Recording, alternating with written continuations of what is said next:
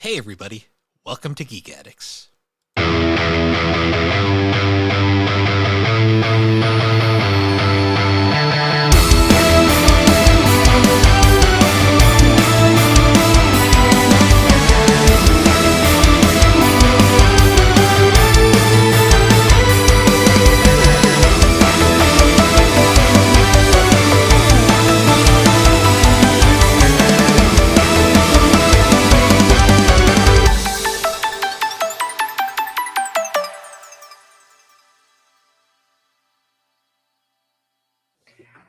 Hello and welcome to Geek Addicts, the pop culture podcast where the straight-A student who's an anime nerd and plays D&D somehow has more swag than anybody else.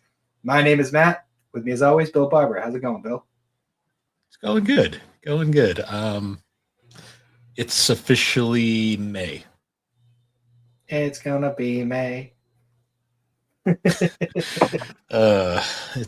May. We're about to get a lot of Star Wars jokes coming up. Hey, well, you know what? It may almost be Star Wars Day, but it is also almost Goku Day, which I realized this week that we planned nothing for Toriyama month. So we can figure that out.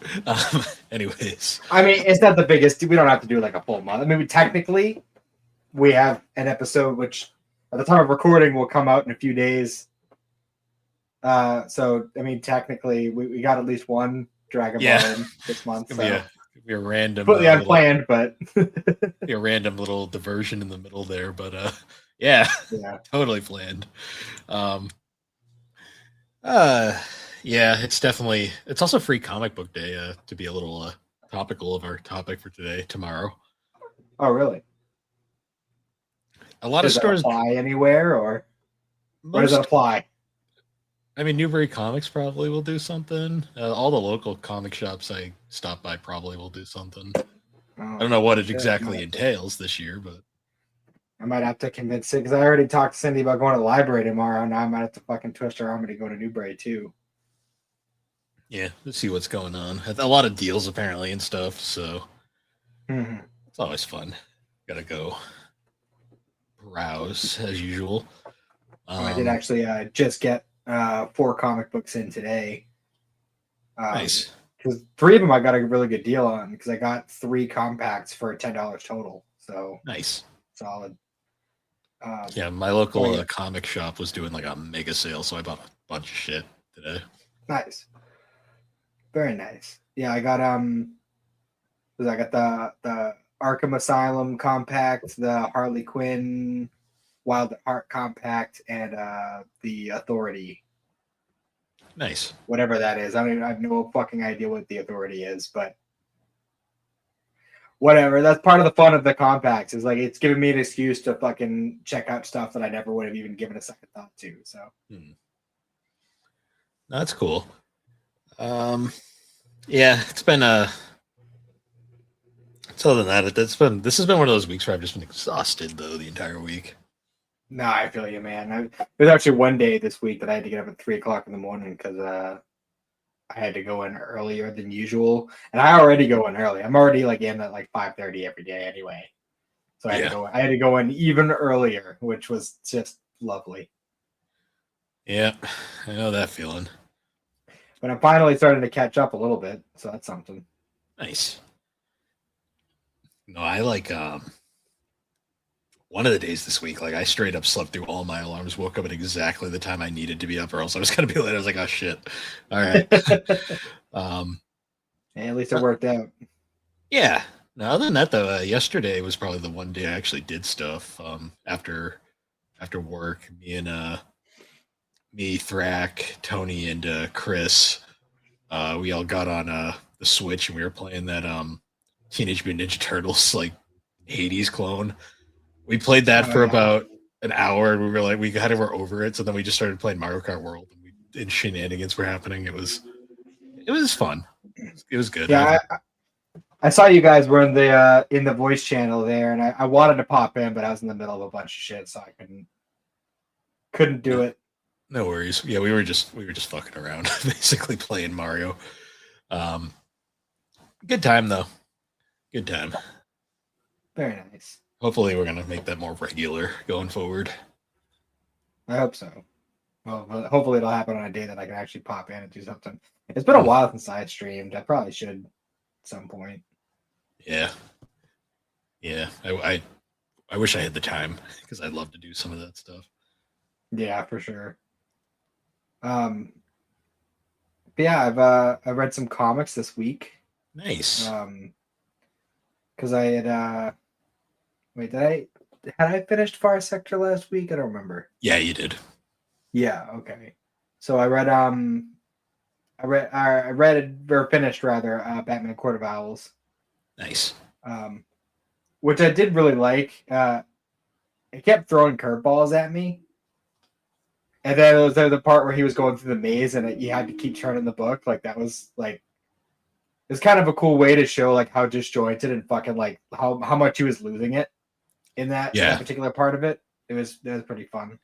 Yeah, Snyder's got a very interesting way of doing that kind of stuff. It's so weird because like the way it's written, you really have to it's like a reboot, but it's not a reboot. It's kind of annoying in that way. But there's a reason why Scott Snyder's Batman run is considered one of the few books during that era that was like flawless, like one of the few that people actually fondly look back on. Yeah, just a little messy with the DC having no idea what the fuck they were doing at that era. I gotcha. But yeah, there was that. There was I read the one that we're covering today, and today I read the Flash Rebirth run, which is like the first like 6 issues of that particular compact, and then there's like 7 more issues of like a separate storyline. Yeah, it's a combination of the Flash Rebirth and then the Dastardly Death of the Rogues. Yeah, because I read the Rebirth stuff, but I stopped as soon as that ended. So yeah, Rebirth's okay. My problem with that book is the fact that I still think Barry Allen being resurrected was pointless. Even Barry Allen thought that as it was happening. He's like, "Why am I here?" Because the problem that Barry has had since he came back is writers don't know what to do with him. Because they tried during New 52, they erased Wally from existence and just said, all of Wally's cool stuff, let's just give it to Barry. That will work, right? What? You don't like that? Well, Wally's never coming back, so just accept it. What? You still don't like this? Okay, fine. Wally's back, but we're not going to make him the focus. We're still going to give Barry all his stuff. What? You still don't like that? It took like Joshua Williamson writing him and finally fixing all that shit to like get the character re-railed properly. Unfortunately, he doesn't have powers at the moment, continuity wise. He's kind of been put on vacation temporarily, so we'll see what happens. Wally's the main Flash again, but gotcha. Yeah, Rebirth is a weird story because despite the focus of that story supposed to be Barry, that's more of a Wally story, which in a lot of ways, yeah. Which is partially why it's so fucking not. It just feels weird. Especially being the first Flash comic I've ever read. Yeah. There's a lot of lore shit that you probably have no fucking idea what's going on. Yeah, a lot of shit went right over my head, especially because it became very apparent just how much the Flash series is just kind of doing its own thing. Oh, the CW show? Yeah. It's very, very much doing its own thing. Which is fine. That can live in its own bubble. But it's like, because you open this up and it's like Wally has 2 kids and a wife, and you're like, what? What? Well, even going beyond that, it was just like Barry's like, oh yeah, my nephew Wally. Like, wait, what? Well, that's in the TV show, it's his like stepbrother. Well, yeah, that's because that gets into because you gotta remember when Rebirth came out, they hadn't created the second Wally, which was originally how they were gonna replace Wally with that Wally, and no one liked that. So then they made that Wally a separate Wally. So now there's 2 Wallys running. And you know what's really funny too is like how you've talked like to no end about how like they just have no fucking idea what to do with Wally. Well, And realized that that's exactly where the fucking TV show is at because Wally's just been gone forever. He pops in for like an episode or two a season, and then he goes away. It's like they have no idea what to do with Wally here either. well, the problem with that Wally is that Wally came out. They unfortunately cast that character at the worst possible time because when they cast him, that was the main Wally, but then they brought back the original Wally, and their characterization they were going for does not match where that character is in the comics at all anymore. And it's a confusing mess. And I think they were kind of like, shit. Well, yeah, but again, like they're clearly doing their own thing, like to a huge degree. I mean, fuck in the Flash CW series, because I realized this today as I was reading the Rebirth run. Barry dates the woman who becomes Wally's wife. Yeah, he dates Linda Park early on in the series, and fans did not like that. People were like, no. Because like I saw Linda Park West, and I'm like, wait a minute. And I had to fucking do a quick Google search. And I was like, oh, okay. And then the reason it pissed comic fans off is that relationship started in the 90s, and we went from like they actually developed. Like they went from meeting to not really liking each other to liking each other to dating to getting married to having kids. Like we saw Wally's entire progression throughout the night. That's why Wally West fans are very, very annoyed by this stuff. Like we are very, because we literally saw his full story. Because like you're literally, when you read Rebirth, you're literally getting the tail end of Wally's original story. Like I can tell. I can tell. Like there's like 3 entire different runs that happened before this that all build up to this, and I'm just like, oh, Rebirth is not a great place to start, unfortunately. No. What they tried to do was they tried to do the same thing that they did with Green Lantern Rebirth, which was the Green Lantern Rebirth famously brought back Hal Jordan, and it like rebuilt the Green Lantern core into what it is today. Mm-hmm. And that was a great starting point because it basically that was the start of Jeff Johns' like phenomenal Green Lantern run that went on for like almost a decade. That makes sense. Doing it with the Flash after Barry had been dead for so long by this point, like it was decades, right? It was like at least 2 decades. He died at the end of Crisis in 1986. Like he had been dead for a while, and they brought him back in 2009 in Final Crisis, and it was like such a nobody asked for this revival. And come to think of it, Final Crisis is when the Milestone stuff got like folded into DC proper, right? I know there was still like some weird shit with that afterwards because of like legal shit, but it was either Final Crisis or it was Flashpoint. I'm not really sure. I know there was a New 52 static run that failed miserably. Well, like most New 52 runs that weren't Batman or Green Lantern, they didn't promote these things very well, and no one probably was even aware because they've released 52 fucking books, and like most of them got canceled after like 4 issues. I'm pretty sure that's exactly what happened with Static too. Probably because most people probably like they didn't promote it because fucking DiDio wasn't going to promote anything that he didn't grow up with. Yeah. I'm pretty sure Barry coming back was a DiDio thing because DiDio hates Wally West. Like, despite Dan DiDio, the former publisher, like guy who had most of the say at DC before he got fired, he famously hated 2 characters more than anything. He hated Wally West and he hated Dick Grayson. And he got rid of Wally. He tried as hard as he could to ruin Dick Grayson multiple times. Like the end of Infinite Crisis, where Superboy dies. Originally that was supposed to be Nightwing, but Jeff Johns refused to write it. So they compromised and did Superboy instead because they were going through legal shit with Superboy at the time anyways. The second time was after the New 52 run because Dick was Batman for a little bit. They immediately put Bruce back in got rid of Dick as Batman because God, he can't be special. He can't progress. They did that in one of the movies too, didn't they?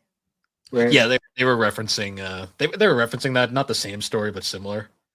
He's been Batman a few times. Usually he deserves it, and he deserves it. He doesn't want to be Batman. That's the thing. He does it because he has to. Like the entire when he takes over for Batman when Batman dies in Final Crisis, he gets better. Don't worry. It's mostly he does it because he knows he has to, because the only other person that was trying to be it was Jason Todd. And he wasn't going to let that happen. Yeah. But eventually he goes back to being Nightwing. Then Dan DiDio's first attempt at ruining Nightwing was he had him be unmasked publicly so everyone knew it was him, and then fake his own death to make him go away. Then he made him a super spy in an attempt to ruin the character so no one would like it. But the fucking book, it was just called Grayson. He was Agent Grayson. The book was so well written that people fucking loved it. And it backfired miserably. So then they made Dick Nightwing again. And it was popular. And he was like, well, I'm going to ruin him again. So he had him get shot in the head off in like a Batman book. And then he goes through amnesia running around as Rick Grayson. It was ridiculous. It lasted too long. It was absurd. But Nightwing fans are resilient. And we were like, don't worry. It'll go away. We'll get through this. And then the Tom Taylor run happened. And it's one of the greatest comic runs in a long time. And Dio's been fired so long by this point. Like, Nightwing's fine. And Wally's fine again too. All these things happened when Dio got fired. It's amazing how that worked out. Yeah, right. Like one of the best DC writers of all time, Mark Waid, he had said for years he would never work for DC again. The second Dio got fired, he immediately comes back, and he's been working for DC ever since. I'm not saying that's the reason, but coincidence? Like, I'm not saying, but I'm not saying, but it's basically true. Let's be real here. Oh fair. Man. Yeah, that's my rant about Dan DiDio, because he also vetoed the wedding of Batwoman and her fiance, like at the time, claiming like he didn't want marriages, but everyone was like, no, you just don't want a lesbian couple. Like, let's be real here. Yeah, he was really anti-marriage in comics for a while there, because during that period, during the New 52, they broke up Superman and Lois. They erased Wally West. Yeah, oh yeah. He was dating Wonder Woman, and it was the most boring fucking relationship you will ever see. I put the strongest man with the strongest woman. What? It's boring? Who would have thought? We can't actually have development, so we're just going to make them argue all the time, because that's totally relatable. Like, yeah. Oh my god, it was terrible. Jesus. I could rant for hours about all the problems with DC, but I'll move on back to Flash Rebirth. Oh yeah, that's what we're talking about. Yeah, sorry, I went on my I hate the New 52 rant there for a little too long, but yeah, Rebirth. It's a good story, but it also needlessly complicated the status quo for no reason. Yeah, that sounds about right. Well, because like the thing that drives me nuts about that story is it sets up a really cool concept right at the end, where you've got like all the Flashes are together again, and they all have their new designs. Like Wally actually looks original compared to Barry, and they can actually go back and forth. His daughter is now like the new Impulse. You got Kid Flash and all that stuff. All the different speedsters. When you start reading Dastardly Death of the Rogues, don't forget about any of that, because they don't fucking bring it up ever again. Wally shows up like twice. Like all those characters show up maybe like twice throughout the rest of the run. It's so irritating. And then like we wouldn't even follow up on any of that until like 2 decades later with the Jeremy Adams run. So yeah. Comics and bad management at the companies. Like it's such a annoying it's such a tragically consistent thing between the big two all the time. Well. Did you read anything else? No, that's it. Like I said, I left off after Rebirth, and that's all I've Okay. read this week. I will say the rest of that Flash run is fine. Like John's writes very okay. The big highlight of that run is definitely Francis Manipul's art because he does like this cool watercolor style and it looks fucking amazing. That's cool. So That was one thing I liked about the Rebirth thing is that the art was really nice. yeah, the artist who wrote that's kind of who drew that is kind of a piece of shit though. So unfortunately, Mm. yeah.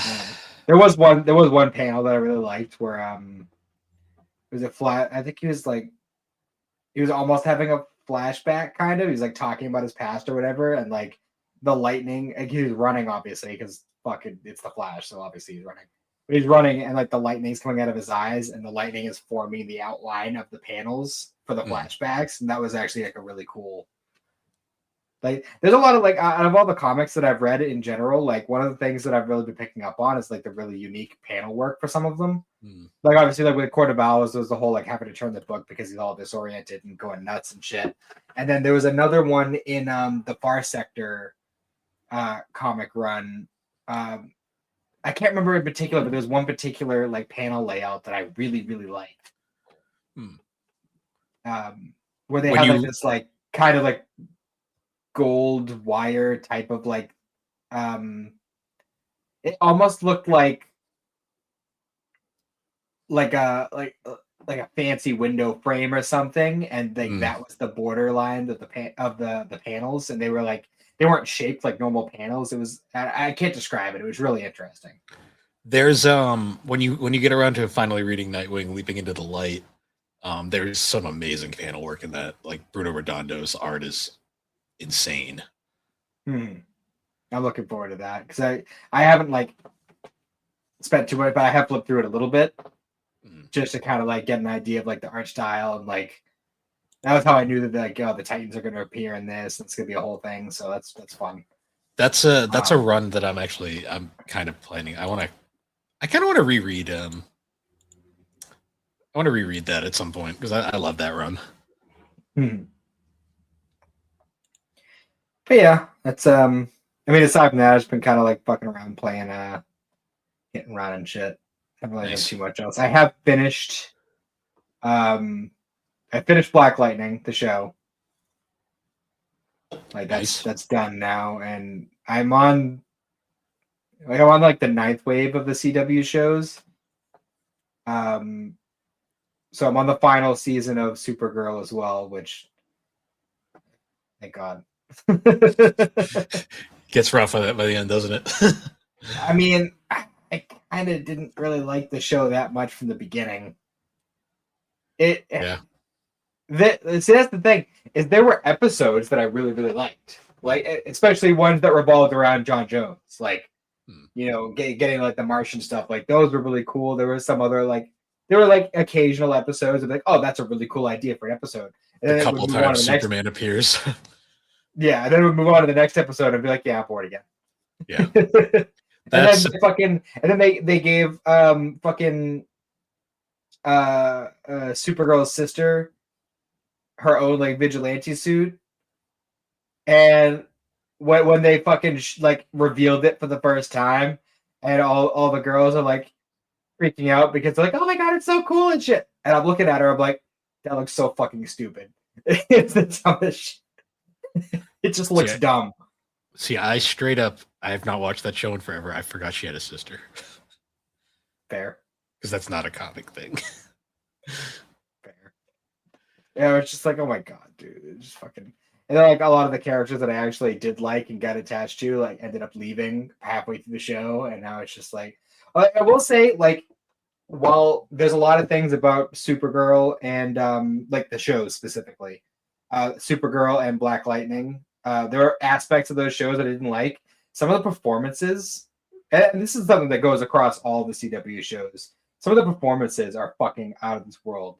Like the guy who plays Brainy in Supergirl, who's like one of the Brainiacs, he's a fucking fantastic actor because and it's something that especially with like anything DC related where they play with multiple universes and different versions of the same character, like a lot of these actors really get to show off their acting chops in that way, like with Brainy specifically, because he's got the whole like I have these personality inhibitors and sometimes I connect to the big brain, sometimes I'm not, sometimes my inhibitors are active, sometimes they're not, sometimes I'm just defective, like, and seeing the way he acts with all that stuff. And there's another character in Black Lightning that I get a lot of similar things from. His name's Khalil. His like hero or villain name is Painkiller. And he gets to really show off his acting job. Like the actor does a fucking fantastic job with that show. And there's always like, one or two actors in each show that really gets to show off what they can do. And that's the thing I really appreciate about these shows. That's going to be the big thing when you finally get to Superman and Lois, because that's like the last one and they really go all out with everything. Mm-hmm. Yeah, because I forget the actor's name of the guy who plays Harrison Wells in the Flash series. Yeah, because he gets to play so many different versions of Harrison Wells, like all the different Earth versions of him. He gets to like play around with each, like every season he's a different Wells, so he gets to play around with it and do different things. It's fun. Yeah, nice. And I just like that actor in general. Nice. I think that's about it. Also, Wayne Brady was a villain in Black Lightning. Yeah, I was not expecting him to show up. That was weird. I mean, hey, why not? Whose line is it, anyways? I mean, yeah, that's what I'm saying. The points don't matter. Yeah, I guess. Speaking of comics, we might as well just flow into our topic for this episode. Yes. So we're for this one, we're covering Static Season 1. Yes, the first little mini run, I guess, of the like reboot of Static, which apparently, unfortunately, isn't really going beyond season 2. I mean, Static is still getting new stuff, which I'm happy about. Like we got the Dakota incident and the crossover with Batman Beyond that just happened, but I really want them to continue this run, and we haven't had any news yet. Yeah, and unfortunately, Static, for whatever reason, is a hard sell. Even though it's incredibly popular. It is. So is Green Arrow, but you'd be amazed how hard it is for Green Arrow to keep a run going. It's wild. But yeah, so this is your first time reading this, and I if I'm correct me if I'm mistaken, but this is your first Static comic you've read, period, right?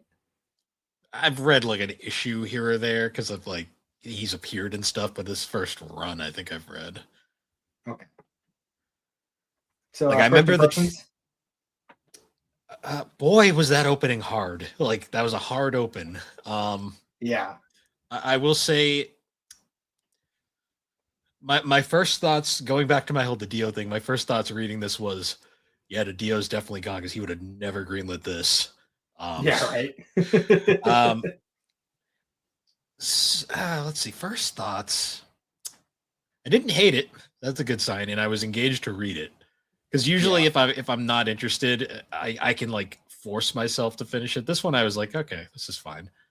I can it's fairly short too, which works. Yeah, it's 6 issues. It's not too like I think it was like 170 pages or something. I was reading it off of DC Universe, which had the full trade paperback for Ultra subscribers, which apparently I am an Ultra subscriber. So I just read it. To Bill, apparently. I must have upgraded to it at some point to get the issues quicker when I wasn't collecting floppies, but yeah, so I read it in that form, like in one big cohesive thing. I really like the art. So the story features a couple artists. I know it was mostly drawn by Chris Cross as well as Nicholas Draper Ivy. Mm-hmm.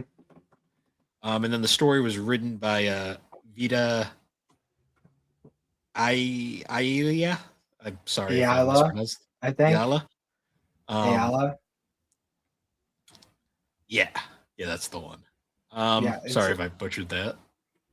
Yeah, that happens. I'm not sure what else they've done. I'm actually kind of curious about that. I will say the Comic Geeks app. One thing that's really nice about it is you can see like a detailed like thing of like what these artists have worked on in the past. Yeah, let me take a look here. So Static season 1. This artist writer also worked on New Mutants. So they also came back for Shadows of Dakota. Apparently, I believe it's the same team for Shadows of Dakota. Apparently, did some Wonder Woman at one point.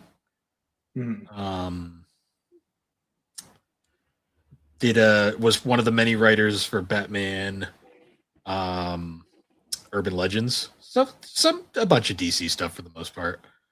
Some pretty cool stuff. The artists also mostly worked on. So the artists have been mostly doing Milestone stuff, but they've also done some Batman, some Absolute Batman, some Action Comics, so a whole bunch of stuff. So yeah, they're pretty prominent in DC overall. So that's cool. Yeah. Apparently Greg Pak also was a writer on this, but I think that might be mostly for that. If you're reading the trade, I'm not sure if it was included in the compact. They included some additional stuff from the new Milestone universe. Yeah.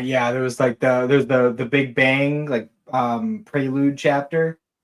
That kind of like, because if you're just getting like the issues themselves, that actually starts after the Big Bang already happens, which is weird. But yes, this is the full. It has the little prelude, and then at the end, after you finish the actual run, there's like the little like kind of showcase of the new Milestone universe, showing like all the different characters and stuff.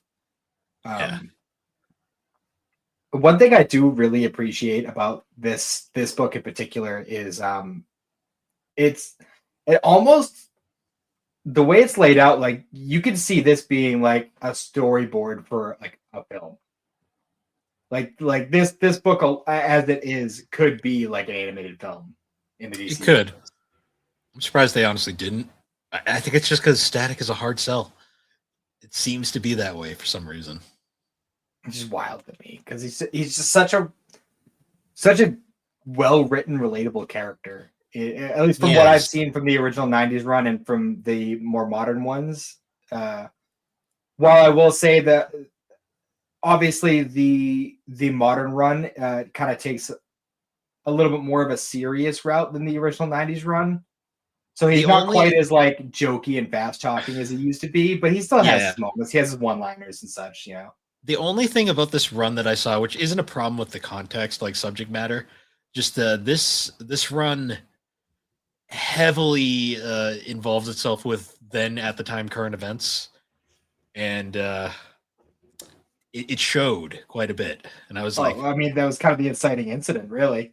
Yeah, my only issue with that is like years down the line, people will come back to this run and it'll be extremely dated. Well, I mean, it's not necessarily a bad thing, and it's not. Some things are kind of timeless, and as much as I hate to say it, that'll probably be one of those things. Yeah, it's just kind of a thing where I'm just like, I don't know.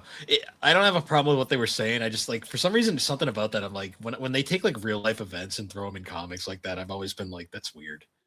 Weird to me. I get that. It's like if it's like run included 9/11. Like that's, it just seems wrong. Did you pull that just randomly by any chance? You know that happened, right? Oh, did it? I didn't even know that. There's a straight up. There is a Spider-Man 9/11 issue. Dr. Doom cries in it. Also, wow, okay. So it's in the Straczynski run. That's why I know this, because I love the Straczynski run. It's straight up in the middle of like an arc. It just happens, and then they don't acknowledge it again. Jesus. Okay. Yeah, that's where I was kind of going to that. I'm like, when they do shit like that, I'm like, you remember it, but it's like that is so random. Yeah. And the other thing too is like, I can't get over the fact of like, for a second I'm like, are you pulling my leg? Like you don't know about that? Oh man. No, but just for context for anyone who hasn't read it, so in the original '90s comic, and in the TV show, I believe, the Big Bang occurs during usually there's a like some sort of conflict between rival gangs, and then whether it's like somebody hits them with like what's the fucking like not nerve gas. There's like a tear gas. They hit them with the place with tear gas and stuff. It's like an experimental tear gas, and it turns a bunch of them into mutants or metahumans. In this particular run, instead of happening during an incident of gang on gang violence, it happened during a Black Lives Matter protest. Which I mean, yeah, considering that the book came out in 2021, very very apt for the time.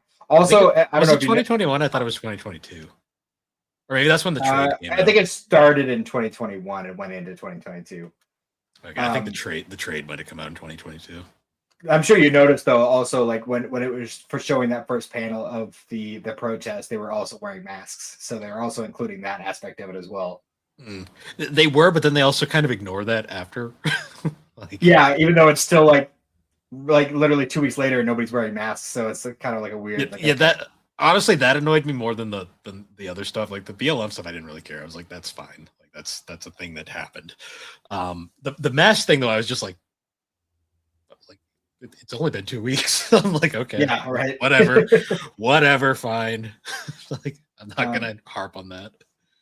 But yeah, we probably won't go into like a full on like beat for beat recap of the story, but we'll just touch on like some things that stood out to us, things that we thought were important, things we liked, things we didn't like, and so on. One thing I found interesting that while obviously the police doing it the way they did it was, no matter how you look at it, was wrong. But in a way, it's kind of Virgil's fault that all this happened, because at one point he went to the protest in the first place because he was invited by the girl he's crushing on, Frida, who I'm sure some people remember from the old cartoon. Frida and Daisy were going to the protest, and they invited him to come along. And they bump into Francis Stone, better known as Hot Streak. And was he this much of an asshole in the original series? He in the series or in the comic? In the original comic and the TV series, because I don't remember this guy at all. In the original comic, he was almost worse. Interesting. Okay, I gotta re-look into that then. Because my God, he is. I wanted this guy dead. Like every time he was on screen, I'm like, go away. Oh yeah, he's kind of a piece of shit no matter which version you're looking at. But yeah, they bump into him, who's like in this particular iteration has been Virgil's like pretty much lifelong bully, like specifically. Yeah. And he just kind of put up with it over the years. And this time he's hitting on Frida, and then he calls her a slut, and apparently that was just too much for Virgil. And he punched him in the face, and obviously he didn't like that very much. So him and like two of his buddies all start beating down on Virgil. And then all the protesters saying, hey, all those white boys are beating up that black kid. We should do something. And a huge riot ensues. And that's when the cops start shooting in the tear gas, which is experimental tear gas that they really shouldn't have been using, because I don't think this happened in the previous versions, but it killed a lot of people. Like a lot of people died from that gas. Also, I had to look up the cartoon real quick just to see what so I forgot what like Frida and Richie looked like, and I'm like, oh yeah, they definitely got upgrades in the comic. They don't look like that anymore. Yeah, well, Richie looks almost like, obviously like he's updated for more modern times, but in a lot of ways, like his design is almost like the same. In fact, I'm pretty sure in one scene he's even wearing the same shirt. Probably. Frida looks like generic Bruce Timm DC animated universe design, like number 330. So. Yeah. Although she was voiced by Danica McKellar, which is actually that's interesting. That's a high profile casting, I guess. Oh yeah, this show actually had some pretty decent cast. like choices. Oh yeah. Who was static? Oh yeah, Phil Lamar was static. Duh. Who else would it Yeah. be? You know what's funny too is through some of my I was watching a lot of YouTube videos about the history of static and Milestone and everything. And apparently, at first they were pitching, I think, an Icon. It was the Icon or Hardware show, and then somewhere along the lines they knew they weren't getting anywhere, so they did a heel turn and made it about static, and they pitched it like teenage Chris Rock with superpowers, which is really funny because what was his name again? The guy who plays him? Phil Lamar. Phil Lamar, right? Yeah, he apparently a lot of times when it comes to animated stuff got cast as a Chris Rock replacement because he does a good Chris Rock impression. Yes, he does. So it's just really funny that it worked out that way. I believe he also was the voice. 1 second here. I gotta make sure I'm correct. Oh god, he has a massive filmography. Oh yeah, he has been around. Oh yeah, he was. He was Jon Stewart in Justice League. Yeah, that makes a lot of sense. And he actually the character was originally played by Chris Rock, but there was a character in King of the Hill for the first season it was Chris Rock, and then after that it was him taking over. Yeah. Now, if you've watched a cartoon in the 90s or 2000s, you've heard Phil Lamar's voice at one point. Or even now, because I'm pretty sure still plays Hermes in Futurama. Yeah. So yeah, and the other thing is like when the tear gas hits, like we mentioned that like a lot of people died in the crowd, but even the people who didn't die, like they got fucked up. Like even like when we got like a brief look at Virgil and he was like bleeding out of mouth and like he's not doing. Nobody's having a good time here. And then we get like a little like showcase of like him kind of getting used to having the power. Like there was one panel where like he accidentally shorted out all the circuits in his house while he was taking a shit, which is kind of funny. I saw that panel. I was like, one of these books. I see. And then eventually we got another scene when he finally decides to go back to school after all this stuff happens. And fucking, of course, good old Francis is there. And he's picking a fight. And eventually just like Virgil's like, all right, I've had enough. And another interesting thing too is that Virgil has like his powers aren't totally the same as they were. Like there are different aspects to them. Like for instance, like he keeps talking throughout this whole book, he keeps talking about this buzzing in his head and that just keeps building and building until he releases the electricity. And I don't think that was ever really a thing before. Like it's like this, like it's like he's building up too much electricity and he has to let it out at a time, or else he just kind of loses it. Yeah, that seemed to be like a theme with all the people with power, the boom babies as they call them. They all have kind of like this nerf to their powers, which is, I guess it makes sense. Yeah, because that's another thing too, is like I guess like the source of their powers.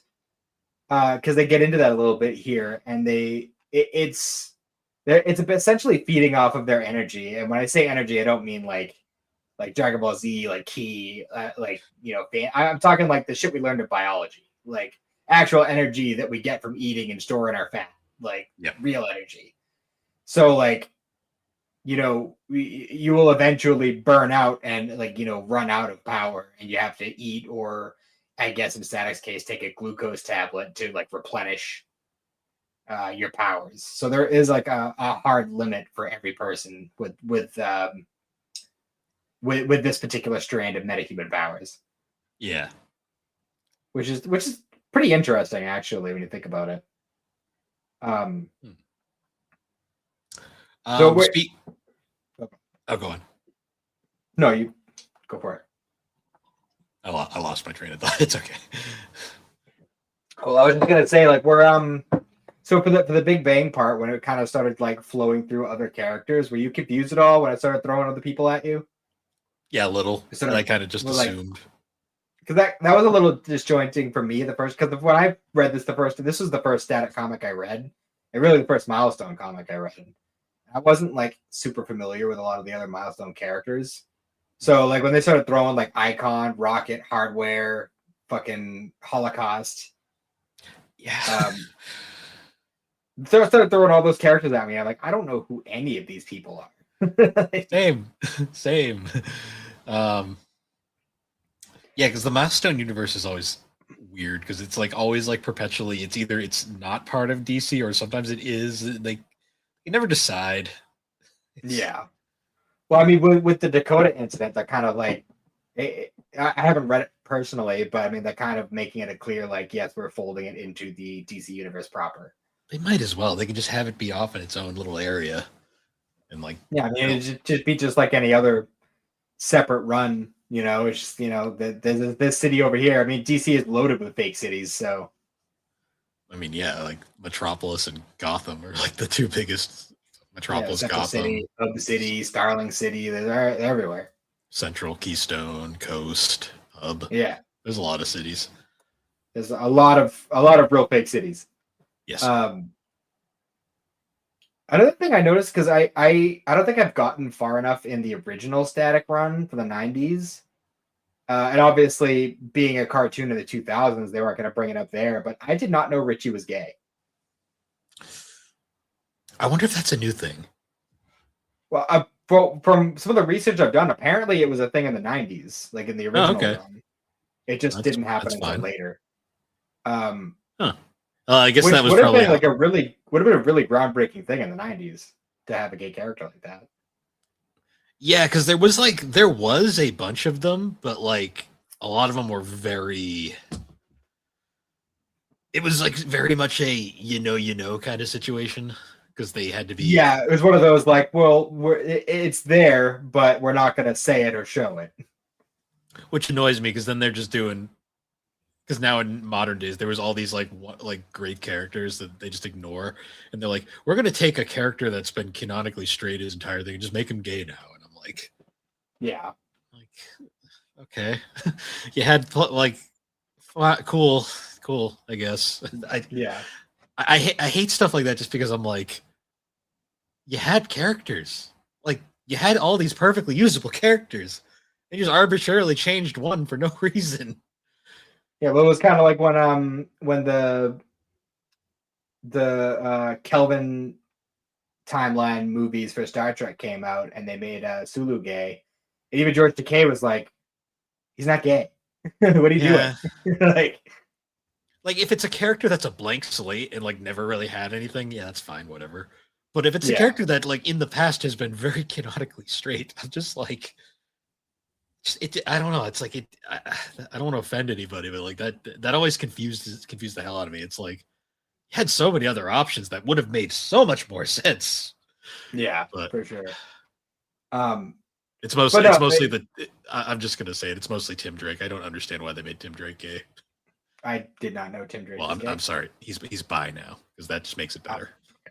Wasn't there a point where they were trying to make Superman bi? No, that's a son. Oh, okay. John Kent is bi, which John Kent being bi is fine. I don't care about that. That's fine. Yeah, who cares? Whatever. That's actually a character with no previous backing, so it was like, yeah, cool, fine. That's fine, different. Yeah, sure. Go for it. Why not? Tim Drake has canonically had a girlfriend for most of his existence. That's why it's so baffling to me. But I actually love the way they revealed it with Richie in this too, because it wasn't even like a straight up because there was another character, actually a new character called Darius.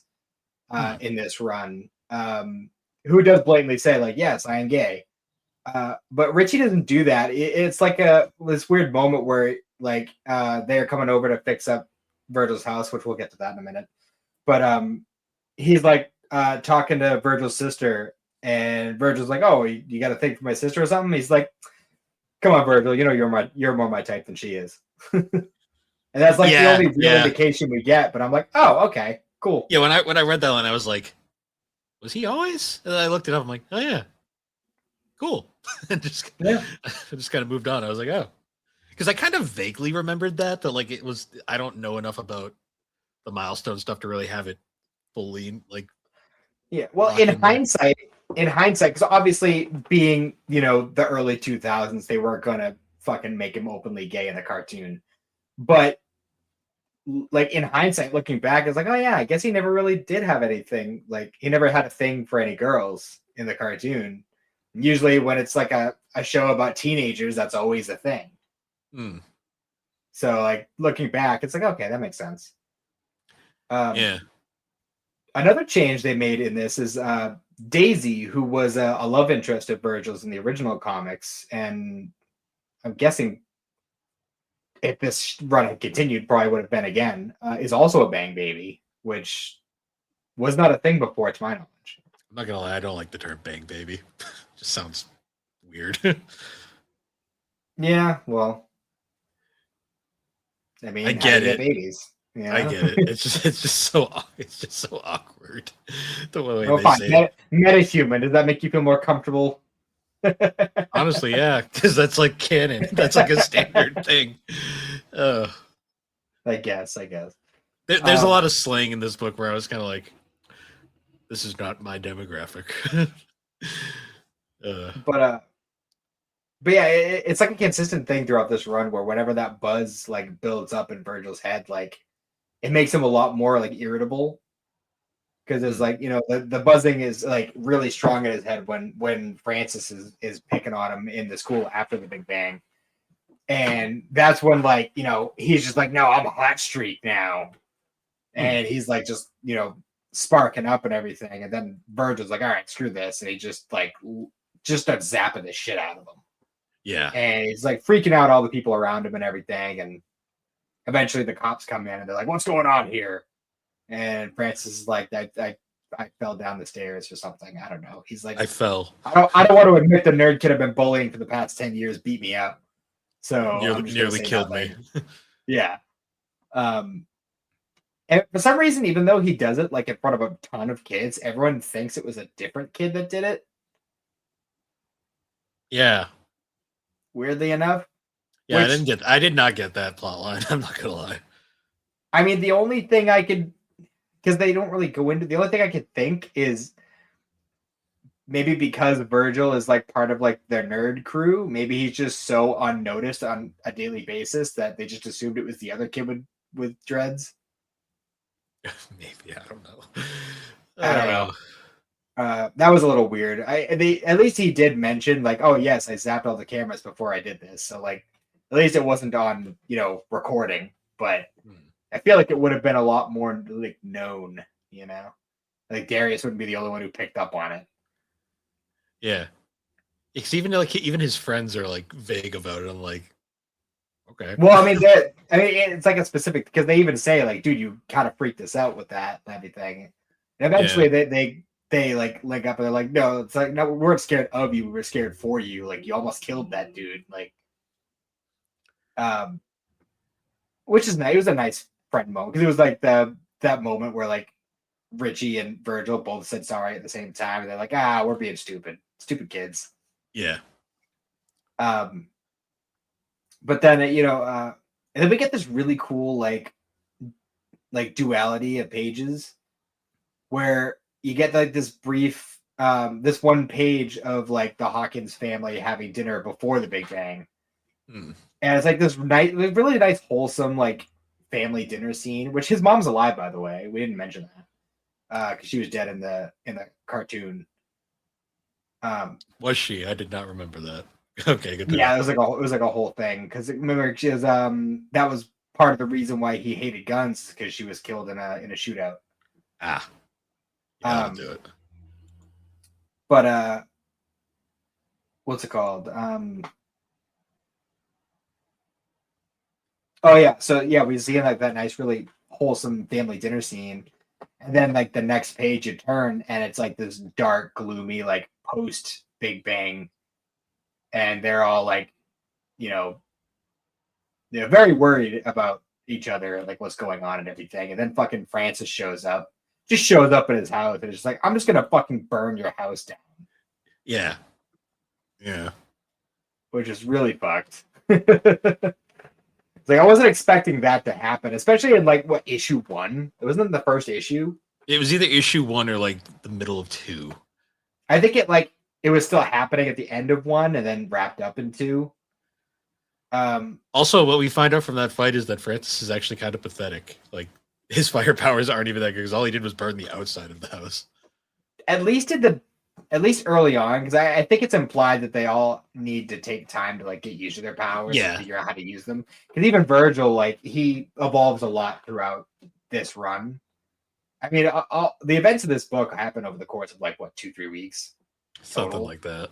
So they're all still getting used to having these powers. Like they don't really like understand the ins and outs of how it all works yet. So that's all going on, and eventually Virgil just like because he sets the house on fire, and Virgil's just like fucking pissed and he's beating him down and everything. And eventually Francis like fizzles out. He runs out of energy, and he's like going to dip. He's like, yeah, you can fight me or you can do something about your house. And like we have like this little flashback where what's his name? Fucking, do you remember the guy's name? It's it's the guy who becomes Hardware. Good question. I'm blanking on the dude's name, but the guy who becomes Hardware, who was like Virgil's mentor with like the science groups and stuff, had taught him that like if you use electricity to like ionize oxygen, it'll like essentially suffocate flame. So he uses that trick and is able to put out his house, and it turns out that there actually wasn't a lot of like serious damage. It was mostly superficial damage. Yeah, it was mostly on the outside. Despite how vicious that fire looked, I was like, really like. This all must have happened very fast for there to be so little damage. Like, regardless of like, they could say like, oh, his flames are actually more show than everything, but it's still fire. Once it gets going, it's gonna build, So it had because like, very especially because they show that internal shot, and all we get is like a broken window, like, and there's like books everywhere. I'm like no, that would have totally gone up in flames. Like, damn, that was a pathetic fire or whatever he did. Yeah, so afterwards we get like this whole thing where Virgil's parents are arguing about like what to do, because that's another big departure from a lot of the previous stuff. Is his whole family knows about his powers, like pretty much from the go. He's not really big on hiding it. Well, early on at least, he's not really thinking about like, oh, I'm gonna be a superhero. He's just like, well, I guess I have electricity now. It's okay. And it's not until a little bit later that he's like, you know what, I can actually do some good with this. Yeah. But yeah, there's this whole like argument between his mom and dad about like what they should do. Like his mom, who is a doctor, is like, we need to do tests. We need to make sure he's okay and everything else. And his dad's like, absolutely the fuck not. My son is not going to be a guinea pig. And which is a totally realistic conversation you'd expect two parents to have about this kind of situation. Especially for people of color in America. Like that's, it's a serious conversation to be had. And I'm sure things would get heated. No pun intended. Yeah. But eventually he's just like, well, fuck this, like it's my power and I'm the one who needs to figure it out. So I'm going to, do what I got to do.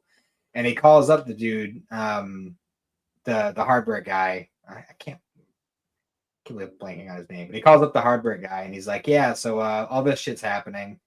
Oh, by the way, he the guy in particular, he actually made the tear gas, and he is actually being blamed for all of it, and the police are hunting him down. So he's kind of on the run. But Virgil calls him anyway. Apparently he didn't ditch his phone yet, but he called them and he's like, yeah, so I can't really do much to help you because I'm kind of running for my life. But here's the code to my storage locker. There's a bunch of crazy science shit in there, so you could just kind of raid it for whatever you want, assuming the police haven't done so already. So he goes there and he gets all sorts of like new equipment and stuff. He gets like some fancy like fucking cloth, and he gets like this like weird experimental like kinetic metal, which it's basically like kinetic sand, but it's metal, and he can like use his electromagnetic powers to shape it however he wants. So he can like make it into a weapon, he can make it into armor. But what he generally uses it for, as we see, is that's how he gets his little like disc that he rides around on. But like he goes in, he grabs a bunch of shit, and then the police show up thinking he's the guy who made the tear gas, and he's like, "Oh fuck, I gotta get out of here." And I love the scene where he's like afterwards, like he escapes and he's like making himself a super suit essentially, and like, he's at the sewing machine and he's like having this little internal monologue about how like some of my fondest memories are like, you know, when I used to watch like 80s and 90s anime that my dad got me into, and it always made me want to be a superhero. And, you know, my sister taught me how to sew so that we could make our own costumes because we were too poor to afford, like, you know, store-bought costumes and everything else. And he's like, but I would never tell my sister for that because she's already too big for her britches already. I will say, speaking of so relatable. I will say, speaking of his costume too, I like how like it's like both a throwback to his like original like suit from like the 90s, but then also has like his more modern interpretation later on as well. Well, that's one of the things I was going to get to is that I love how the initial costume that he makes for himself very much reflects the original 90s comics costume style. And then by the end, when his sister kind of makes him like a reworked outfit, that one's more like what we got in the comic and in the TV show. Yeah, his like later, more well-known appearance, like design. Yeah, but I definitely liked how he did the whole like, oh, I got the unitard thing with the hat with the X and the goggles and everything. And then afterwards, his sister gives him, because his sister's an EMT, and she gives him her EMT jacket, which is kind of like puts together the whole classic 90s static look, which I really appreciate. And then like when he gets his hat blasted off later on, his hair's all frizzed out. I'm like, it's his classic look. Well, his iconic look right there. Yeah, it really works. It's funny how many times his look changes throughout. And as I mentioned in the opening for this episode, the dude just has so much fucking drip with his outfits. Like he just fucking pulls it together every time. Yeah. I don't know how like the super nerd of the school who's like a fucking genius just like usually you'd expect those guys to be like, you know, you expect him to look nerdy. He doesn't look nerdy at all. I did also enjoy too. At one point, you got the you see on the back of him. I think it's Frida's jacket. It says McDuffie. That was a nice touch. Yeah, that was actually I love that when they're actually going to raid the government like black site that's holding all the metahumans. They all show up in like, you know, disguises. Like even the, you know, Frida and Richie show up.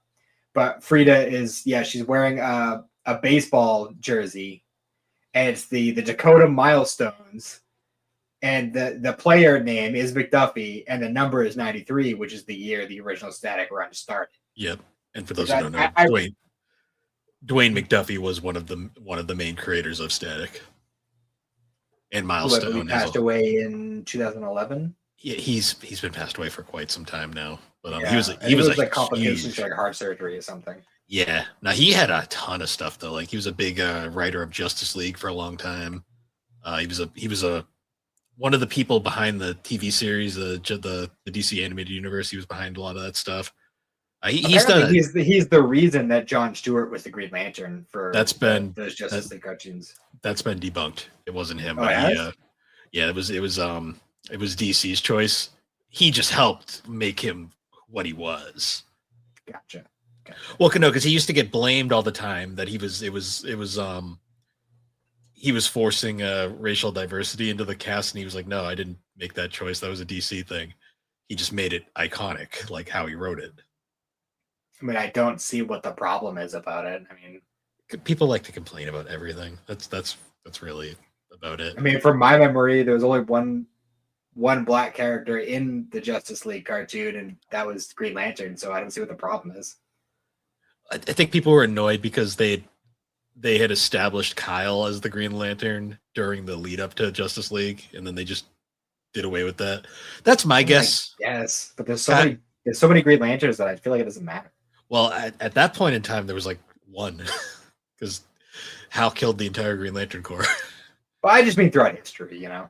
Yeah, I mean it was weird because technically Kyle was the main Green Lantern at that point. I don't even know if John got his powers back by then. I'm not sure I about don't that. know. I'd actually have to look that up. The Green Lantern history is weird before Jeff Johns reworked it all. Hmm. But Yeah, I don't think McDuffie was actually the one responsible for that though. He's just the one who made it work. but I do think it's interesting too that that they make a specific reference to the fact that Virgil watched anime growing up, like older anime, Hmm. because a lot of the like fight scenes and stuff, like with the way that the art is done, it looks very anime like, or almost like Avatar: The Last Airbender, like that kind of style, and it just like it pops a Hmm. lot. It definitely, excuse me, it definitely has a look to it, and it stands Yeah. out. Yeah, especially with when he's fighting Hot Streak, you get the contrast between the fire and the electricity. Hmm. Um, but yeah, eventually, oh yeah, because we also have this whole thing, this whole like subplot going on with Darius, because he's like an up and like he wants to be like an investigative reporter, and he keeps going off. He's like interviewing all these Was metahumans. was Darius a character before? Or is he new for this run? I think he's new. I think he's a new Okay, character. because I don't remember him at Um, all. I'm pretty sure he is. Um, a lot of the like um, the research that I've done, people have referred to him as a newer character. Okay. But he's like an upcoming like investigative reporter, like that's his dream, and he's going around and he's interviewing all these metahumans from the Big Bang and trying to get like their stories and trying to get like the full truth out there. So he's always doing like the YouTube streams and all that stuff. So he's even though he comes off like he's just like, oh, I want views and attention and clicks, but really he does care about what all these people are going through, and he's trying to do what he can to bring it all into the light, like really showcase like this is what's actually happening, because the media is painting a very different picture of the whole situation, especially since the government, at least from what we're to understand, the government is coming in and just fucking snatching people and sticking them in government black sites and shit. Hmm. Um, but eventually, like all of them get together and they're like, "All right, we're gonna go and we're gonna storm the black site where they're holding all these metahumans." The abandoned hardware facility. Yes. I love every time Um, they bring it up. They have it in quotations as abandoned hardware facility, or whatever yeah, it was no kidding. called. And they end up, because at first it's just like a big brawl between Static and Hot Streak, Hmm. which starts off not going too well for Static, because apparently Francis has been working on his powers too, because he very quickly overwhelms Static. He's also just works for the government now, apparently. Oh yeah, because that was a whole nother subplot too. Is that Holocaust had been like gathering a bunch of these metahumans, eventually, essentially trying to like form his own metahuman army to just like fucking take over the city, kind of doing the whole like we're better than them kind of thing. And the second the fucking police came in and started fucking storming all of them, he just fucking dipped and left them all. Yeah. But Hot Streak was there, part of that whole group, and he got taken. And he basically did like a plea deal kind of thing where he's like, yeah, so yeah, you can keep me here, but if you give me immunity, I can point you to more metahumans. Like I know a lot of them by name, and I can just point them out to you and bring you to them. Mm. So they cut him the deal, and now he's working for them. Yeah, and it's always the biggest douchebag that works for the government. I swear. Yeah, it's fucking typical that he be the snitch. Yeah. But yeah, so like the beginning part of the whole raid on the black site is mostly Static versus Hot Streak, and at first Static is overwhelmed. Like he actually gets really fucked up by this. Like he gets fucking blasted. He's all burnt to shit. Yeah. But his sister had given him all those glucose tablets. So and apparently, in this iteration, when he's at full power, his natural healing gets a boost. So he pretty much goes from third-degree burns all over his body to just totally fine after eating a couple tablets. Which kind of makes him way more OP than he already was. I mean, I wouldn't think that, electricity power would give you speed healing, but I swear every power gives you speed healing these days, because like the Flash has like healing abilities with the Speed Force. Well, the Flash makes sense at least, because it's like everything in his body goes fast. His metabolism is fast, his healing is fast, everything's fast. Sometimes. So it makes sense a lot. In theory, that the way that works makes sense. I don't know how we get that from electricity, but metahumans. Just metahumans. Sure, why not? Because you can't be a good hero without a healing factor. Pretty much. But ultimately it ends up working out, and he actually ends up like manipulating the wires and like fucking just like strings them up with the wires and zaps the shit out of him. Yeah, and they end up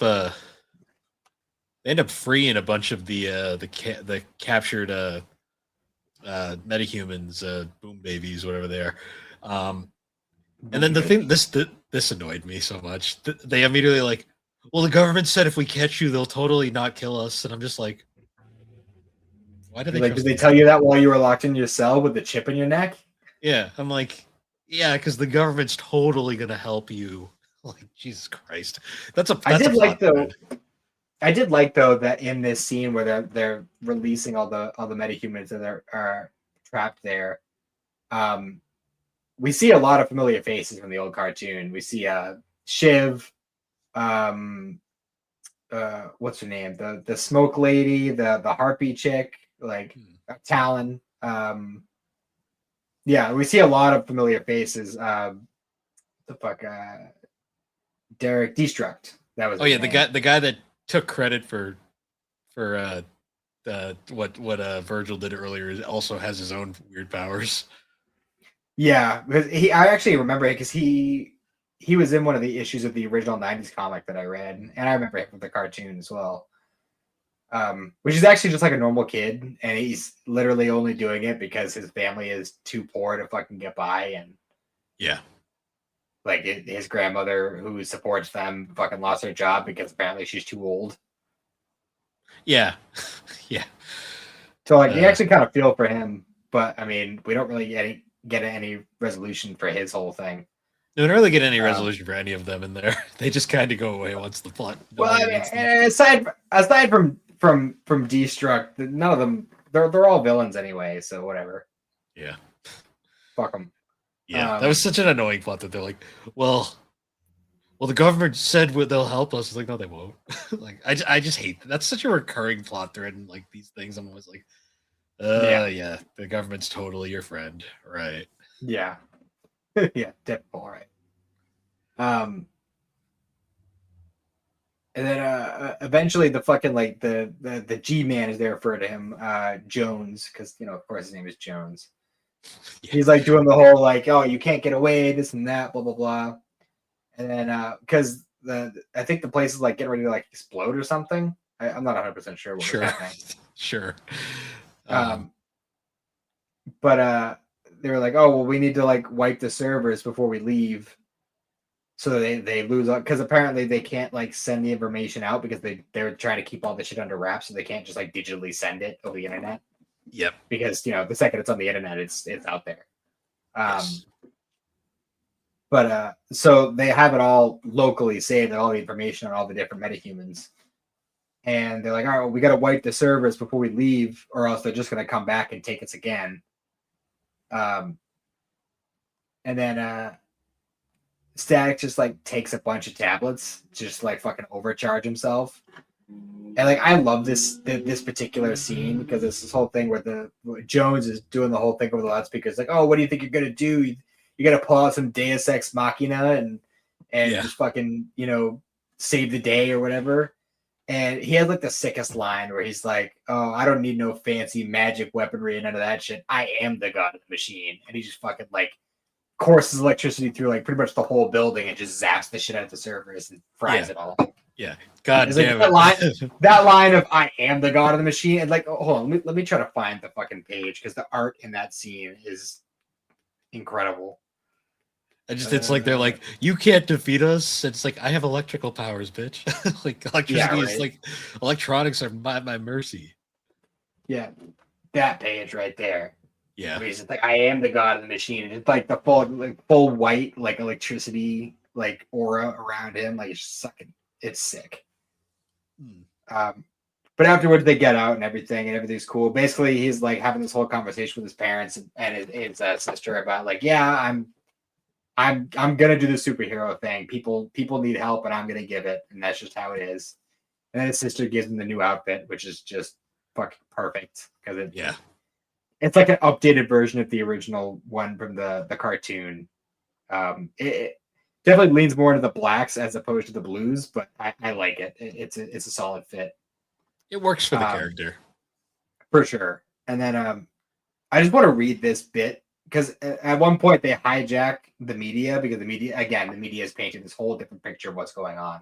Of course, trying to make it seem like all the metahumans are the bad guys and like they're causing all these problems. So they hijack the media and they're Static's putting out his own message, and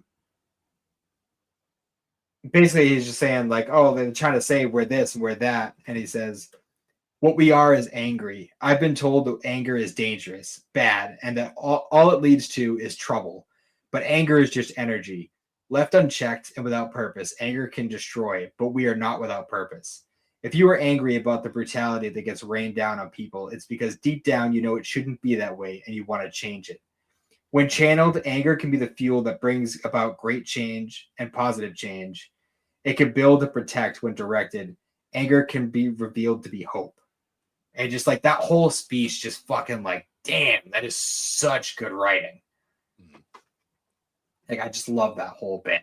But also, we get a little bit of a stinger at the end because earlier when they were raiding the government black site, they found this room and they're like, oh, some shit went down here. They obviously holding a metahuman they couldn't handle and he killed all these guards. And then at the end, we get the little stinger where the dude Jones is like, oh, I got to do all this stuff to stop it. And fucking he hears this voice in the darkness being like, hey, where's my brother?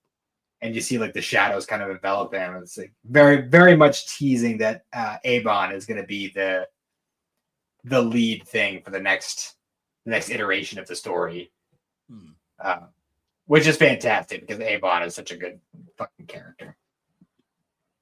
Yeah. No, I liked it. It was good. It was a good read. It was definitely not quite what I would normally read. Granted, this is the guy who likes the guy that goes fast. So yeah. Hey, they both got lightning. It's fine. Actually, both of their emblems are a lightning bolt. So there you go. Yeah. Although I don't even want to describe the Speed Force right now because God damn it, it's such a confusing mess. Yeah. But no, I was a little bit more kind of just like trying to wrap my head around it the first time I read it. This time reading through it, I enjoyed it a lot. I really liked what they were doing with it and what they were building up and setting up for future stories. I think there's a lot of potential, and I have hope that we will get more Static stuff in the future, especially since we're getting like, the Dakota incident is coming out, and like because there's only one issue out for that right now, right? So it's still going. If there is multiple, I'm not really sure. I mean, when I looked on Amazon, it said 2026 to present. Like that's not always the most accurate though. Actually, let me look that up right now because I'm actually not sure on that. It just seems like it would make sense for it to be a longer, not necessarily longer, maybe like the same length as this, but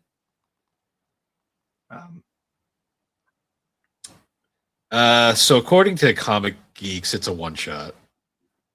So it's just a one issue.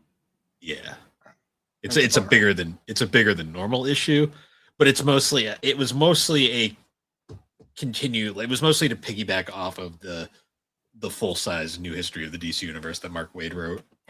Well, that's why I thought it was going to be like more to it, even if it was like went on like different, one shot stories. Like I assumed there was going to be a second trade for the history of the DC.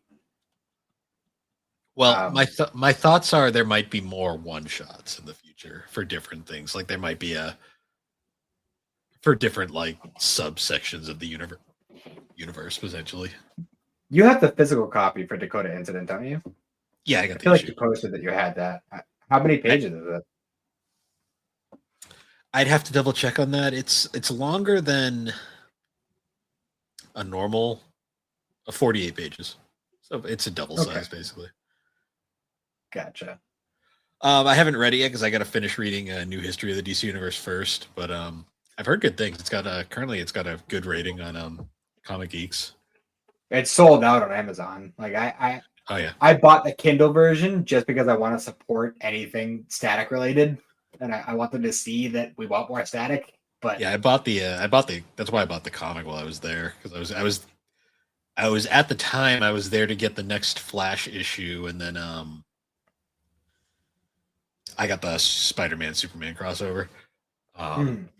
But I saw Dakota Incident there, and I figured, fuck it, why not grab that as well, because it'll go with my new history. But yeah, I just want to see more static in the future. I just love the characters. I love the world that it builds. I will eventually get the Milestone compendiums because, well, I want to read the full static run, and that's apparently the only way you could do it unless you pay for a subscription. Yeah, and, I mean, the DC Universe app is not a bad option. Like there is a lot of it there. So. That's true, but I also there's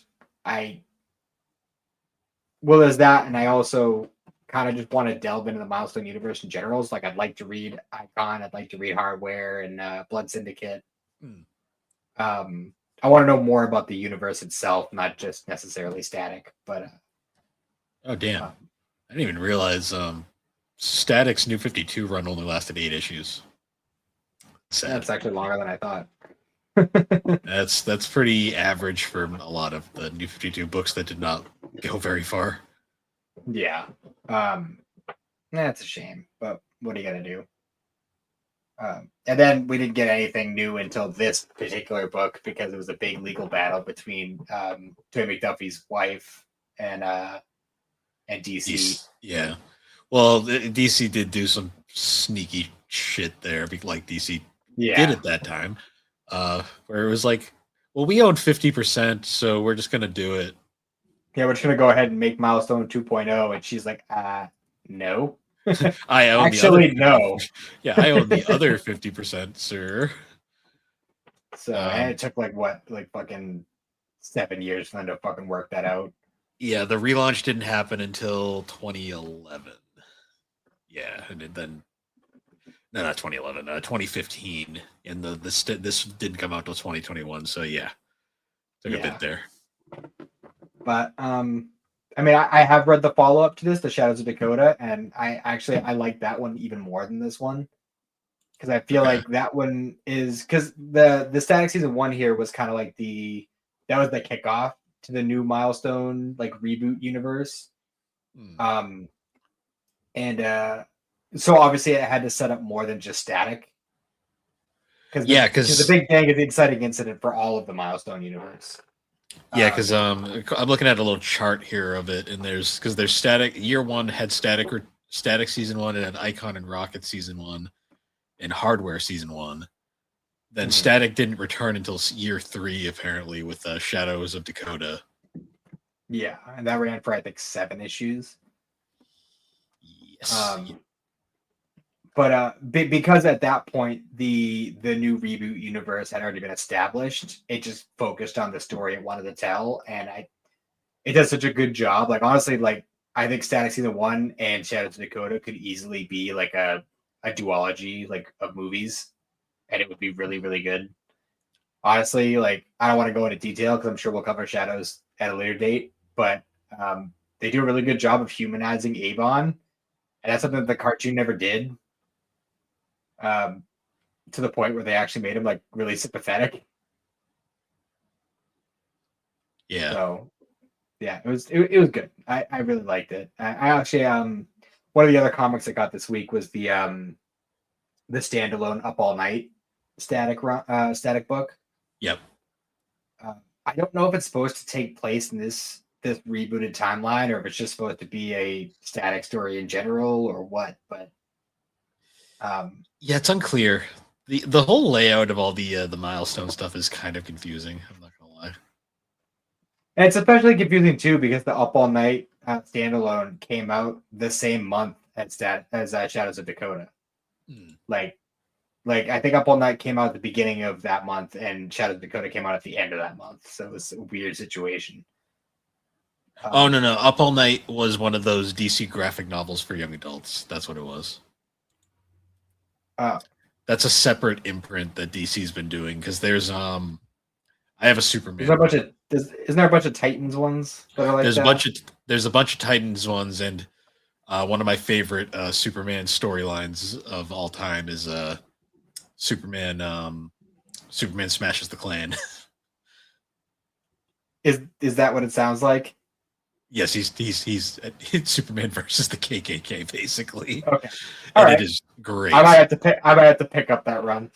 So what the thing about that book that drives me nuts is it was written by a Gene Yang, who's a good writer, but he has the insane distinction of writing one of my favorite Superman stories, which is that, and like literally one of my least favorite, which is the Truth Before Truth storyline.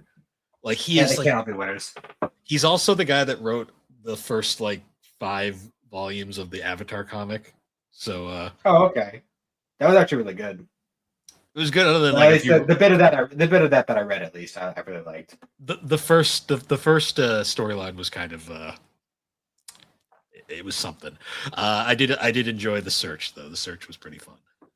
Yeah, that was the first and the second are the ones that I read, and I never got around to getting the rest of them. Maybe we'll at some point. I stopped after the search. Yeah. It was like, oh, I got more about Azula. That's all I really cared about. He found his mom. That's all I cared about. I Yeah, he wanted found to his find mom. his mom. Yeah. Mommy, no. But yeah, so that's Static season 1. I am happy we got it. I'm glad that Static is still getting something. Yeah, because he's I getting that hope that Batman Beyond continues. crossover soon, which is Well, the run itself has ended. The trade comes out in, I think, August. okay. So pre-orders are up. I haven't pre-ordered it yet, but I will. I hope that's Terry. That's Terry. Batman Beyond, and not Tim Drake. Why was Tim Drake Batman Beyond? I don't understand. Either way, I believe it is Terry Begins. Good, because that's another thing where fucking DC has no idea what to do with Batman Beyond in the comics. But DC doesn't know what to do with a lot of stuff. They've gotten so much better, but they still have a few things that they got to figure out. Yeah, I like that though. It was a fun read. Yeah. Eventually, we'll have to come back around and do Shadows of Dakota. Yeah, we'll probably shift through a few other comics in the meantime. But I gotta lend you my my DC Infinite password so you can like look through some stuff. Yeah, I don't know how Infinite does sharing. I'll have to look into that because hopefully it's not Netflix levels of stupid. I mean, at the moment, I'm still getting the compacts, and there are some other trades that I plan on getting, and some like big omnibuses that I want to get too. So yeah, is the universe? I love my physical media. Yeah, the universe app is nice though, in case like say you get like something like, say you really like Nightwing leaping into the light, rather than say buying like the 7 other fucking trades. You could just read it on the app, which is nice. That's fair. I don't know. I'm a snob about reading though. I like turning pages. Yeah, no, I get that. It is some of these are intimidating though. Like some of these runs, like the Scott Snyder Batman run, that's like 10 volumes. Like, oh yeah. goes on for a while. Plus, like all the side shit, like it's crazy. And then he had another run during Rebirth era. Jeez. But yeah. So figured now is a good enough time to get into the segment. Where's my thing? I had a Discord pop up. Go away. Halo anime time. Where's the music? Okay. So for this episode of Halo Anime Time, we're talking about the penultimate segment of Halo Legends, the babysitter. This one is your favorite, right? Yes, and I still think it is. This one was animated. This was the third and final one done by Studio 4 Degrees Celsius. And it was also the first one aired, believe it or not, even though it's the penultimate in the listing. That's bizarre. Yeah. Well, a lot of them didn't even get aired. Like a lot of them, they just waited until they put it on Netflix. Weird. Yeah. So the babysitter. What were your initial thoughts? At first, I was. Well, the first time I watched it, I was kind of like half paying attention, so I was a little underwhelmed just because of how you built it up. But then I watched it right before I came over to record this episode, and like I was actually like sitting and like watching on the TV and paying attention. On that second watch through, I was picking up on a lot more that I liked about it, about what were your thoughts? Relations and such. What were your thoughts on douchey Spike Spiegel? Oh, O'Brien. Yeah, he's just Spike Spiegel. That design.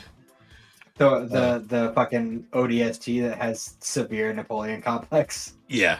Well, I always laugh at this one because when I first watched it, I'm like, why the fuck is Spike Spiegel here? And then the one guy that dies, I'm like, that's just Boomhauer. Like, and I was very upset when he died. I was like, oh no, Boomhauer, no. No.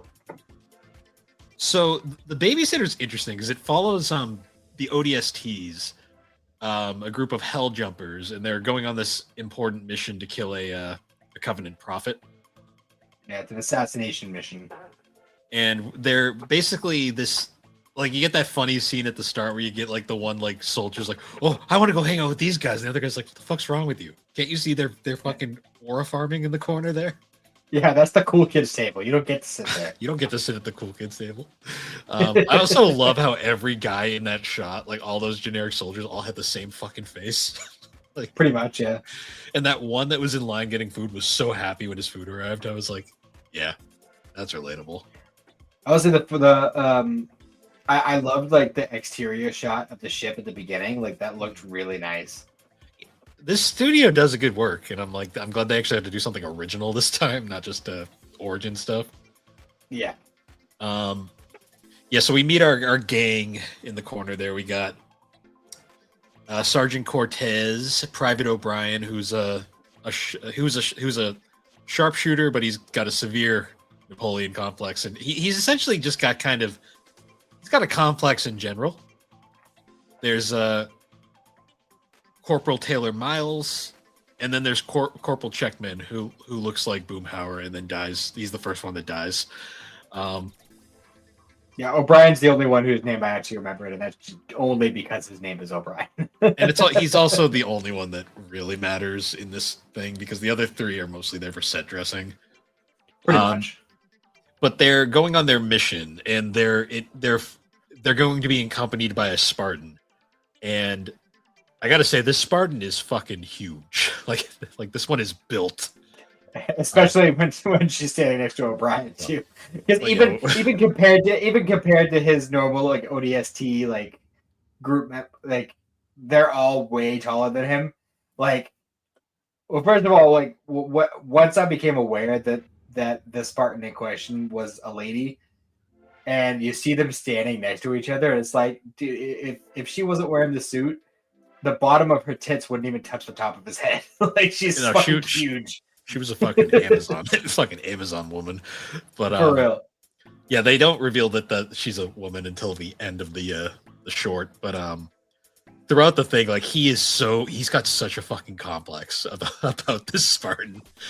Especially when she like baby carries him that one time. That was fucking hilarious. Well, she keeps having to rescue his ass, like, and they flat out say that too, like, okay, he's trying to fucking rescue your ass multiple times, and I'm just like, yeah, you can at least say thank you, asshole. Because he's such a dickhead for no reason throughout the entire thing. Again, Napoleon complex, and this is coming from me. So. Yes, and the fact that the Spartan inevitably dies is 100% his fault too. Oh, for sure. Well, once again, he needed to be saved. And she took a fucking gravity hammer to the face, which apparently is enough to kill a Spartan too, so. Yeah. Sometimes. Master Chief probably would have been fine. Well, that's because he's Master Chief. He has plot armor. Yeah. Pretty much. Or the guy from Odd One Out, because he probably would have just lucked his way into surviving, but yeah, he would have had some like gag shit. He had straight up anime power. He would have survived. He just would have Team Rocket and been fine. And then would have been salty and had to run all the way back. Yep. Yeah, they go through like a whole bunch of different scenes though, like because it starts out like it's like a lot of things just keep going wrong, and O'Brien bitches the entire time to the point where his commander's like, "If you keep on bitching, they're gonna hear us from miles away at this rate." Yeah. It's funny too because he's the only one that fucking be noticed when they're trying to be sneaky. The grunt fucking hears him because he fucking steps on a twig like an idiot. Yeah, and I love how many times he has to get rescued. But yeah, eventually they get to the spot and they're basically like staked out, getting ready to make the shot, and then O'Brien, being distracted, alerts a what species is that? I'm not really sure. I don't remember that one in particular. Halo species with gravity hammer shows up, and the Spartan comes in to protect him and gets like fucking whaled in the face. It might be a brood. Is that what it is? A brood? It's been so long since I played Halo, especially like any of the later Halos. I don't even remember. I don't know Halo enough, but yeah, like she gets basically like completely just taken out, and they end up killing the thing. But in the haste of that whole thing, they end up pulling her helmet off, revealing it's a lady. It's like a lady, not even like just like a. Like she's got the long flowing hair, and it's like surprise. Yeah, she got like the Griffith hair going on. But she's like fucking bleeding all over the place. She's like, "You have to take the shot, O'Brien." Oh yeah, because he's just like staring at her because it's like the first time he's like seen a woman before, I guess. And she's like, "Take the shot." Which apparently, the fact that it's a woman completely changed his opinion of her. Yeah, yeah, he's not a great character at all. No. Yeah, it was just he ends up though taking the shot, getting it, and taking out the Prophet.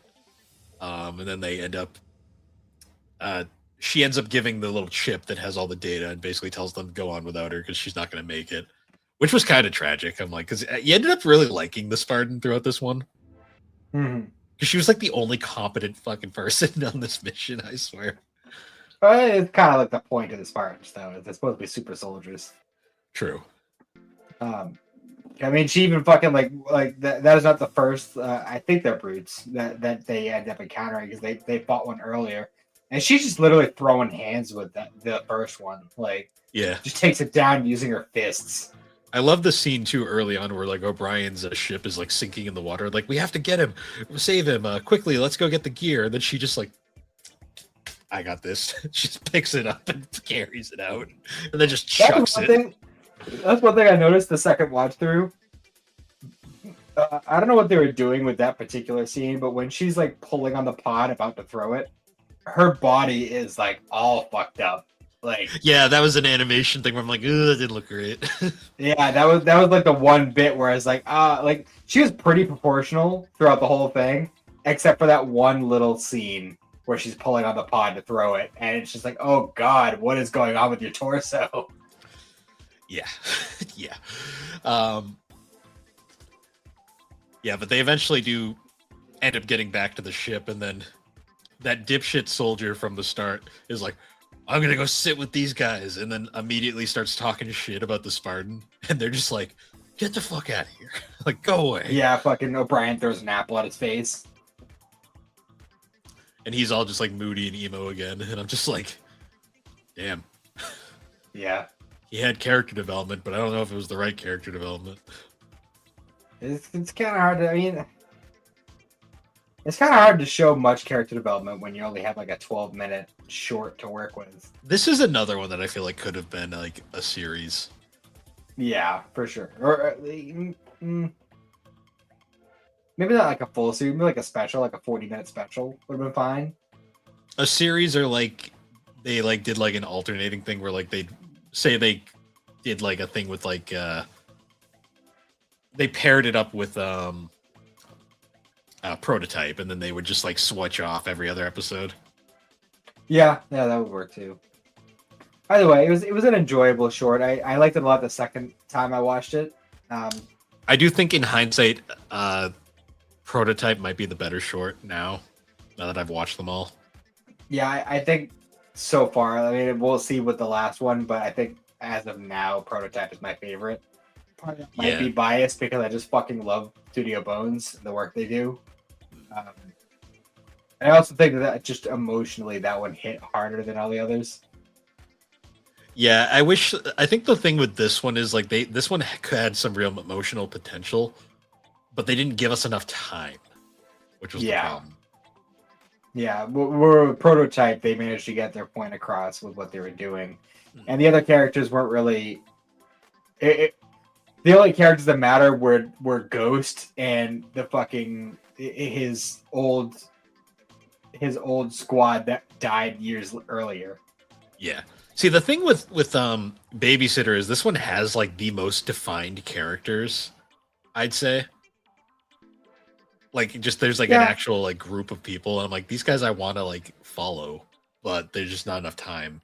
And they kill the most interesting. They kill like the most interesting one because before we get to really even know her. Yeah, for sure.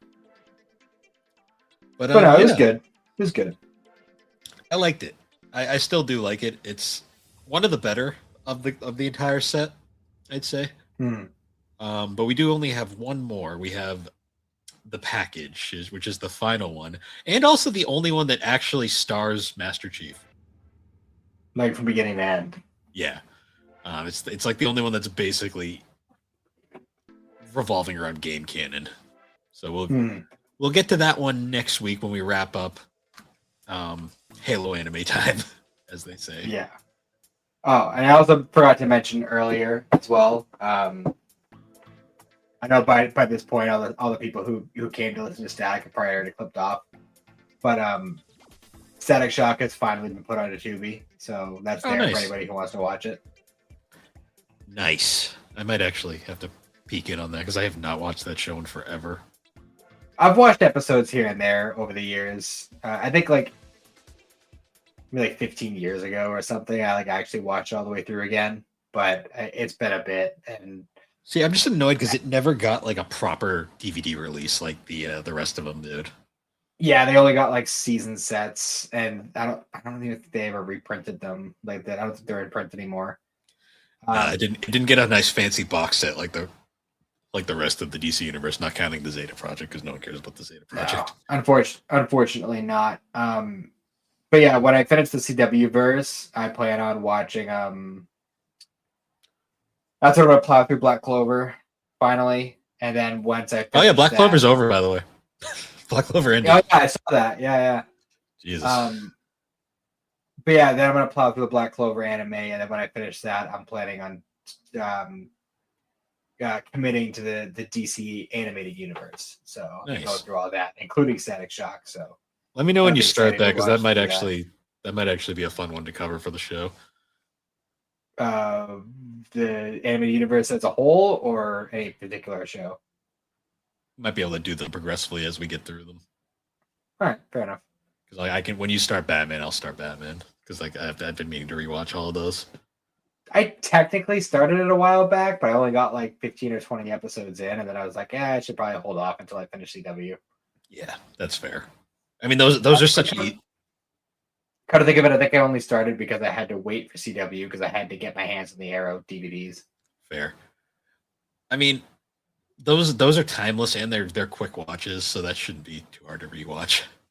Yeah, it'll go quick. So I'm looking forward to that for sure. Nice. Alrighty. Well, I guess now is a good enough time. Once again, guys, thank you for joining us on Geek Addicts. You can find Geek Addicts on all the major podcasting platforms. Be sure to check us out over on the Superpod Network, superpodnetwork.com. Awesome site where you can check out all sorts of different videos, blogs, podcasts. Super Game Club just wrapped up. We're voting on the next Game Club game. It's Bad Games this month, so check that fun shit out. That list is terrible. It's amazing. What did you put on there? I nominated Batman Dark Tomorrow. Oh, fun. If you know, you know. That's all I'll leave to that. Yeah, so anyways, guys, once again, thank you for joining us, and we will see you all later. Have a good one.